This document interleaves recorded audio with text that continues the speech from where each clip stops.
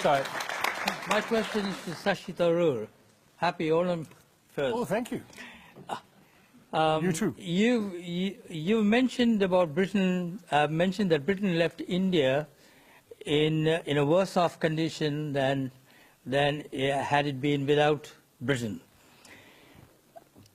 You also mentioned about reparation from Britain.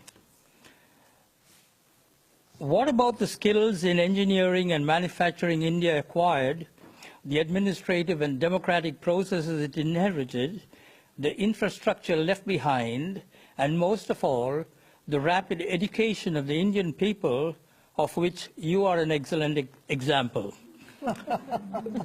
Surely, no one can price these intangible values that were gained during the British rule in India and propelled the country to its present position as one of the leading countries in the world. Finally, one more question. I'm doing a Jeffrey Robertson here. In your opinion, where would India be today if the British did not step into India? Oh, there's a lot there. It'll take the rest of the program to answer. I'll try and touch on it. But this is almost like the American saying to the widow of the American president, apart from that, Mrs. Lincoln, how did you enjoy the play? I mean, you know, really, the British came to one of the richest countries in the world, accounting for 27% of global GDP in 1700, 23% in 1800, and over 200 years of exploitation, depredation, loot and destruction, reduced it to a poster child for third world poverty, just over 3% of global GDP, 90% of the population living below the poverty line when the British left in 1947, a literacy rate, you speak of education, a literacy rate below 17%, and a life expectancy of 27. The growth rate of British India from 1900 to 1947 was 0.001%. That's what they were doing while draining the country of taxes and resources. Education, my gosh, the British, the last thing they wanted to do was invest in educating Indians. Will Durant, the American historian traveling in India as late as 1930, pointed out that the entire expenditure of the British on education in India, from the nursery level to the highest universities, was less than half the high school budget of the state of New York. All the Indian institutes of technology, the engineering achievements you're talking about, were established after independence by the government of India.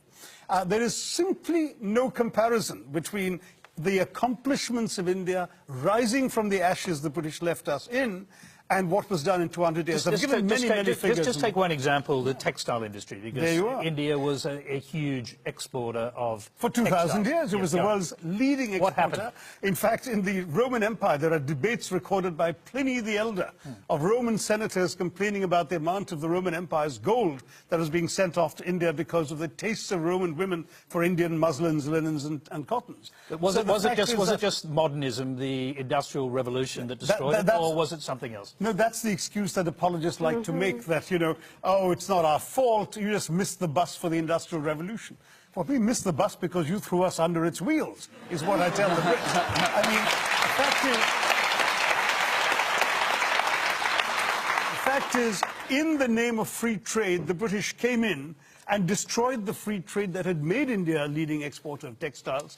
The British soldiers smashed the looms so people couldn't practice their craft. They imposed punitive duties and taxes on the export of Indian textiles while lifting duties on the import of British cloth. And they achieved a captive market at the point of a gun.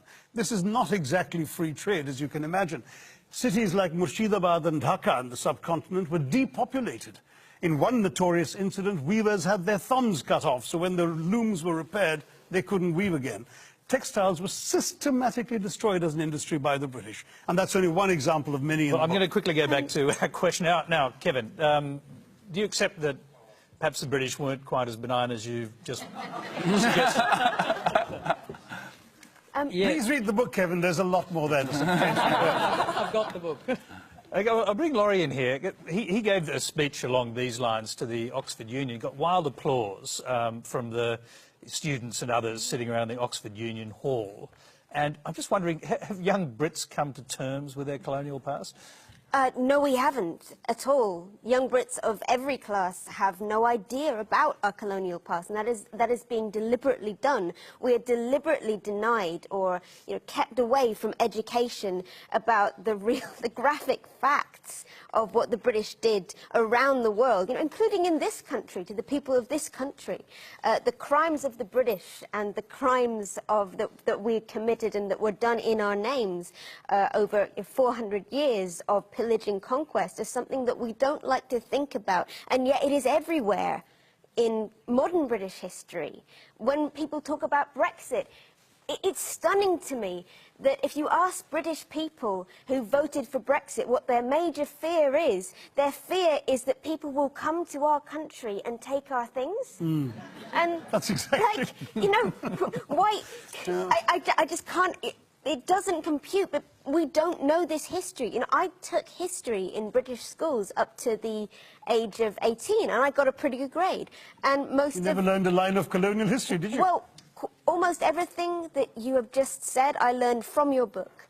I'm going to throw quickly back to Shashi because one of the great heroes of the Second World War, in fact of the 20th century, Winston Churchill, you've basically accused him in your book of complicity in a famine that killed 4 million Bengalis. Rightly so. 4.3. I mean, Churchill personally took the decisions that actually not only plunged Bengal into starvation, but had the British actually purchase grain that the Bengalis could barely afford to buy in order to ship it to Europe, not to aid the war effort, as his defenders claim, but to boost the buffer stocks in the event of a future possible invasion of Greece and Yugoslavia. People started dying, and Churchill said, well, it's all their fault anyway for breeding like rabbits. He said, I hate the Indians, they're a beastly people with a beastly religion. Australian ships were docking in Calcutta port and were ordered by Churchill and his odious paymaster, General Lord Cherwell, not to disembark their wheat, but to sail on to Europe, where their wheat might be used in some future reserve stock. On top of that, when conscience-stricken British officials... Yes, I was going to say, did Churchill know people would die? Yes, conscience-stricken British officials are constantly sending memoranda to the Prime Minister personally, because it was his decision, saying that people were dying literally on the streets, and all Churchill could bring himself to do was write peevishly on the side of the file, why hasn't Gandhi died yet? Wow. And this is the man the British want us to hail as an apostle of freedom and democracy, when he has as much blood on his hands as some of the worst genocidal dictators of the 20th century. Well, thank you.